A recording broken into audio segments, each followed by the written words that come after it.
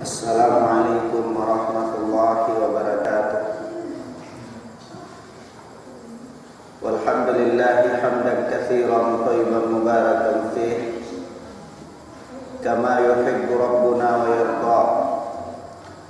Asyhadu an la ilaha illallah wahdahu la syarika lah wa asyhadu anna Muhammadan abduhu wa rasuluh sallallahu alaihi wa ala alihi wa sahbihi wa mawala. Ikhwanna fillah, a'azzani Allah wa iyyakum. Alhamdulillah, kemarin kita telah membicarakan beberapa perkara yang berkaitan dengan ahkamus siyam, hukum-hukum yang seputar dengan hukum-hukum seputar Ramadan atau seputar puasa.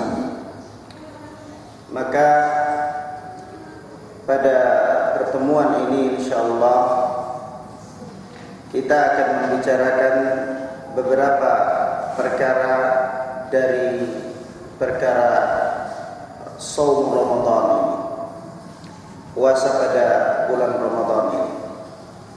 Di antaranya as-shaum atau siyam itu secara bahasa maknanya adalah al-imsak, menahan diri. Menahan diri dari segala macam perkara itu secara bahasa dapat dimaknai sebagai siyam atau shaum. Seseorang menahan diri dari rasa lapar, menahan diri dari syahwat, menahan diri dari berbagai macam perkara. Itu secara makna, secara bahasa dapat dimaknai siyam. Adapun secara istilah, puasa bermakna imsakun nafs anil aqli wa syurbi wa gisyanil nisa'i wa sairil muftirat min tulu'il fajri ila ghurubi syams. Puasa secara istilah adalah menahan diri dari al-aql, makan, dan syurb, minum, dan gisyanil nisa, bergaul dengan wanita, menjimai istri, wasairil muftirat, dan segala perkara yang membatalkan puasa. Kita lihat di sini para fuqaha mendefinisikan makna puasa secara istilah itu menahan diri dari makan, menahan diri dari minum, menahan diri dari jima dengan istri di siang hari, dan menahan diri dari berbagai macam perkara yang dapat membatalkan puasa. Min tulu'il fajri ila ghurubi syams. Dari menahan diri ini mulai dari terbitnya fajar sampai tenggelamnya matahari. Dari sini kita pahami beberapa perkara. Perkara yang pertama bahwa menahan diri atau puasa itu dimulai sejak dari terbitnya fajar. Padahal kita ketahui al-fajru fajran. Fajar itu ada dua jenis fajar. Ada fajar kadhib, ada fajar shadiq. Fajar kadhib adalah fajar yang dia membentang seperti ekor serigala di ufuk timur sampai ke ufuk barat. Fajar yang seperti ini disebutkan kulu wasyrabu, makan dan minumlah bagi orang yang mau berpuasa. Akan tetapi tidak boleh untuk sholat subuh, karena fajar yang demikian ini belum waktu sholat subuh. Dan datang di dalam riwayat, dalam kondisi demikian ini, karena Rasulullah SAW pada zaman beliau mempunyai dua muadzin, mempunyai dua tukang azan, yaitu Bilal bin Rabah dan Ibnu Ummi Maktum. Nah, adzan yang seperti ini atau fajar yang seperti ini biasanya dikumandangkan adzan oleh Bilal bin Rabah. Maka disebutkan dalam riwayat, makan dan minumlah sampai adzannya Ibnu Ummi Maktum. Ibnu Ummi Maktum adalah seorang yang a'ma, seorang yang buta. Dia tidak melakukan adzan sampai dikatakan kepadanya, engkau telah masuk waktu subuh. Asbahta, asbahta, asbahta. Engkau telah masuk waktu subuh. Baru kemudian dia adzan. Kemudian fajar yang kedua adalah fajar shadiq. Fajar shadiq ini putih, membersih, besar, mendominasi ufuk timur, seperti bujur sangkar begitu, putih bersih. Nah, ini namanya fajar shadiq. Fajar yang demikian ini bagi orang yang mau berpuasa tidak boleh lagi makan dan minum, dan orang yang mau melakukan sholat subuh dia telah wajib untuk melakukan sholat subuh, karena ini telah masuk waktu subuh. Maka dari itu Allah Subhanahu wa taala berfirman, "Kulu washrabu hatta yatabayyana lakumul khaytul aswad minal khaytil hatta yatabayyana lakumul khaytul abyad minal khaytil aswad minal fajr." Makan dan minumlah kalian sampai jelas bagi kalian benang putih atas benang hitam dari fajar. Jadi ketika ayat ini diturunkan, disebutkan di dalam riwayat ada sahabat yang mereka waktu itu belum mengerti, belum paham. Jadi ketika ayat mengatakan makan dan minumlah kalian sampai jelas benang putih atas benang hitam, maka para sahabat itu ada yang tidur di bawah bantal mereka, dikasihkan ditaruh benang hitam. Jadi begitu dia bangun, dia lihat, oh masih tidur lagi. Bangun lihat lagi, oh masih belum jelas tidur. Nah, kemudian turun ayat minal fajri, dari fajar. Maksudnya makan dan minumlah kalian sampai jelas fajar shadiq.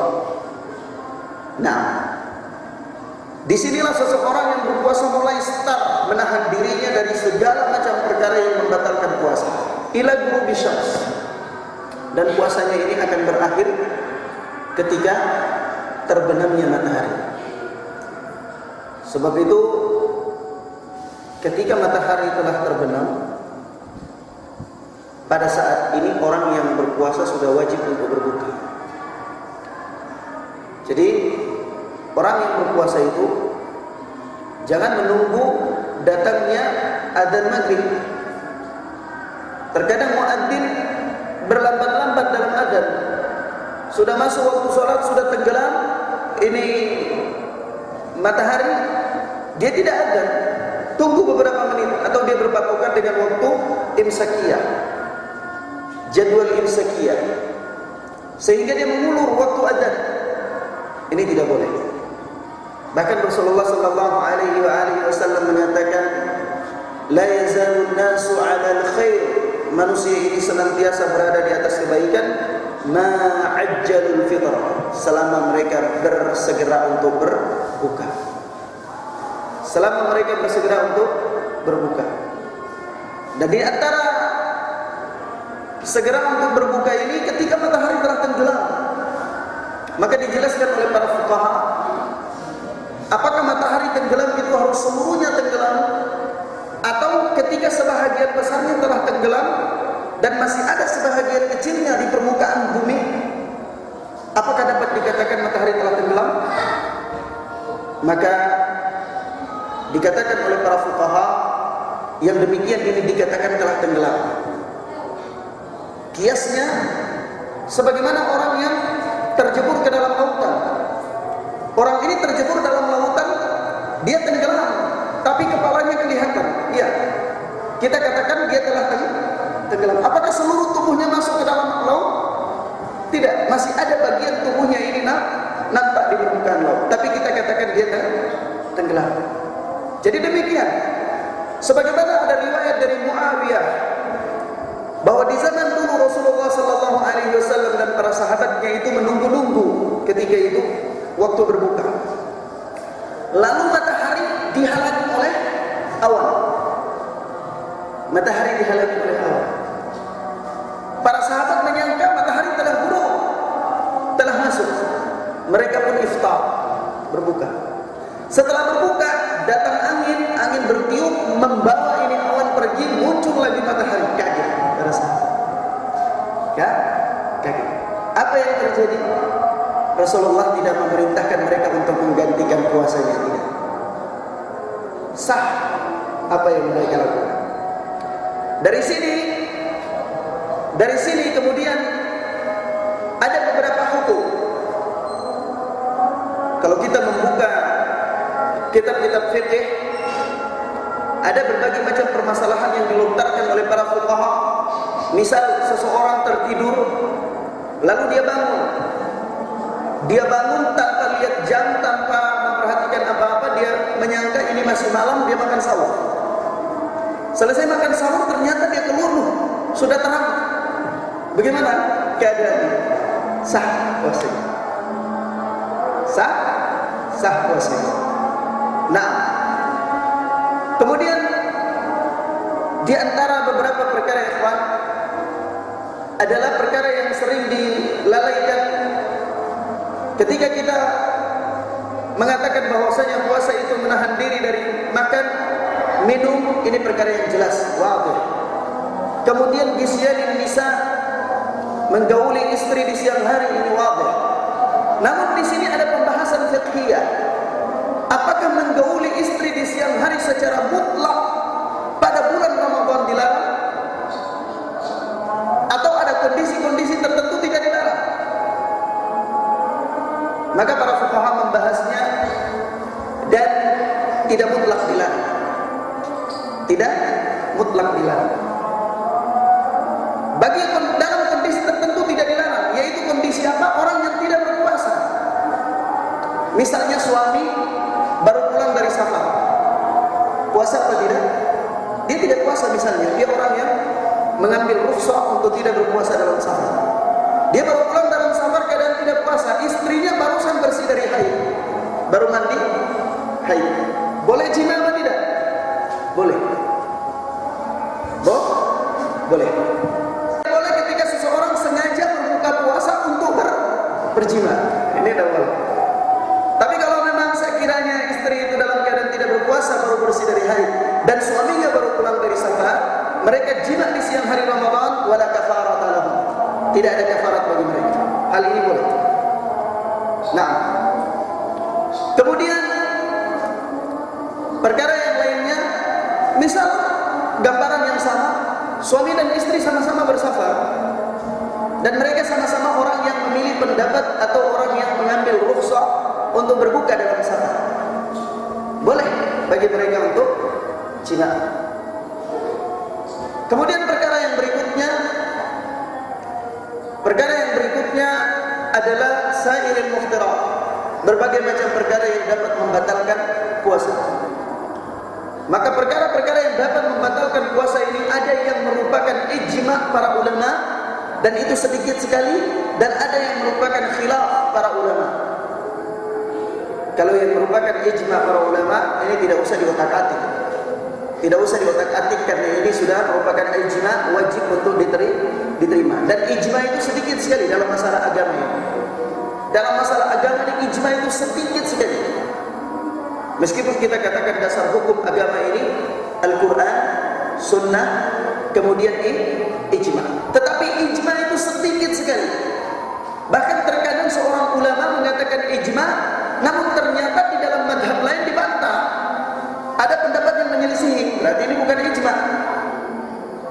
Katakanlah misal seperti Al-Imam An-Nawawi menukil ijma' tentang beberapa permasalahan, tapi ternyata dalam madhab Maliki ada yang menentangnya, menyanggahnya. Berarti ini bukan ijma. Ini bukan ijma. Oleh sebab itu ijma itu sedikit sekali, sangat sedikit, terutama dalam permasalahan-permasalahan fiqhiyah. Nah, di antaranya perkara yang telah diijma'kan disepakati tidak merusak salat adalah makan dan minum tidak dengan sengaja. Tidak merusak as-shaum, puasa.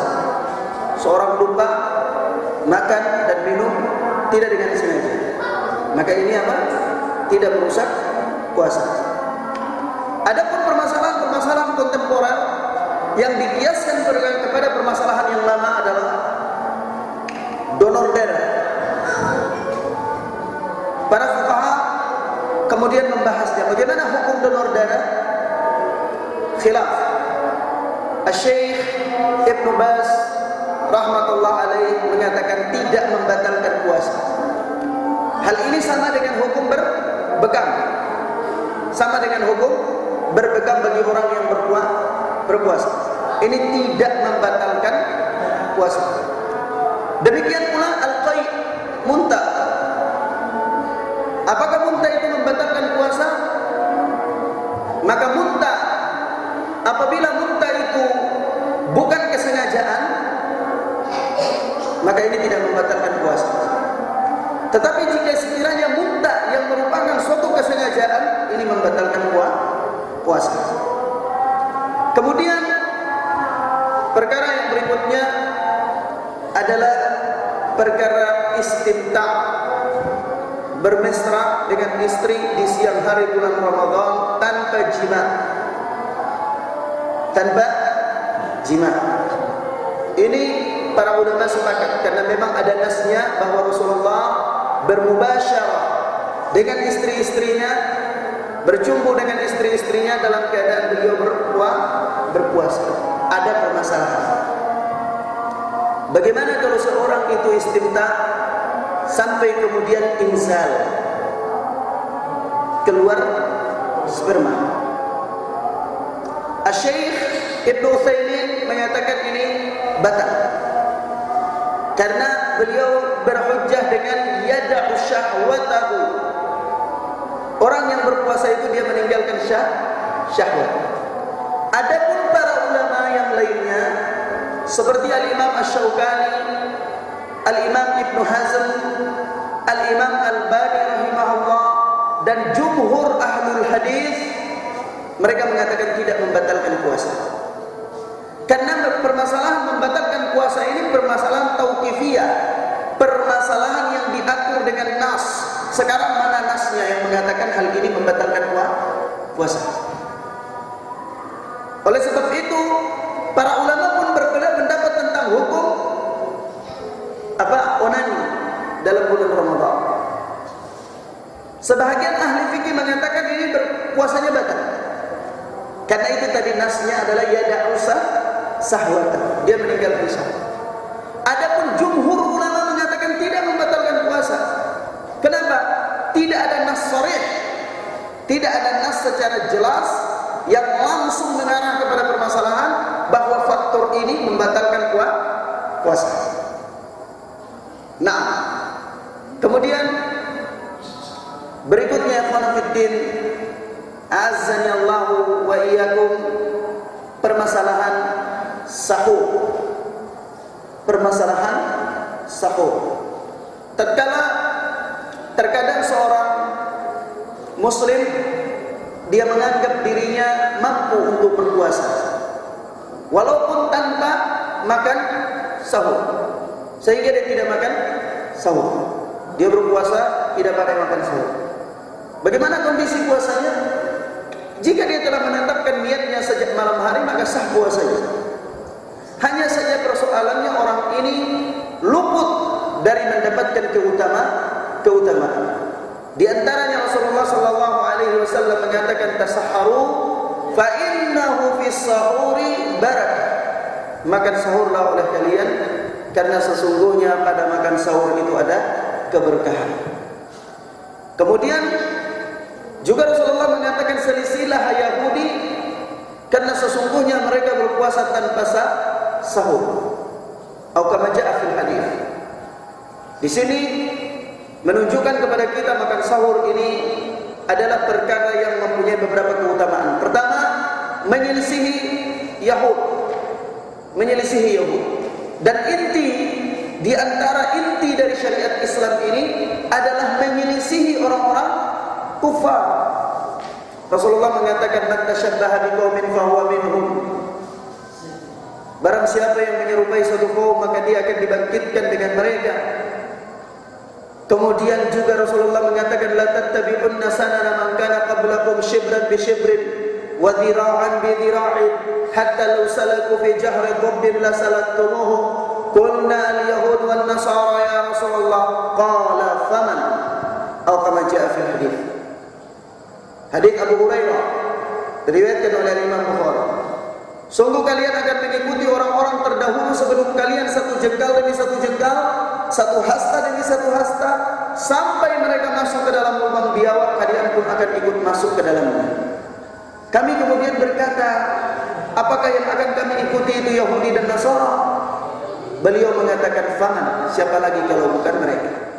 Maka di sini ada peringatan daripada Rasulullah daripada tasyabbuh bil kuffar, menyerupai mereka dalam segala hal, terutama dalam permasalahan ibadah. Yang kedua, syahur ini ada padanya berkah. Ada padanya berkah. Nah, demikian ikhwan fiddin, a'azzani Allahu wa iyyakum. Adapun beberapa perkara yang terkait dengan ahkam Ramadan, insyaallah akan kita bahas pada pertemuan yang berikutnya insyaallah. Wallahu ta'ala a'lam bissawab. Subhanakallahumma wa bihamdika asyhadu an la ilaha illa anta astaghfiruka wa atubu ilaik. Wassalamu alaikum warahmatullahi wabarakatuh.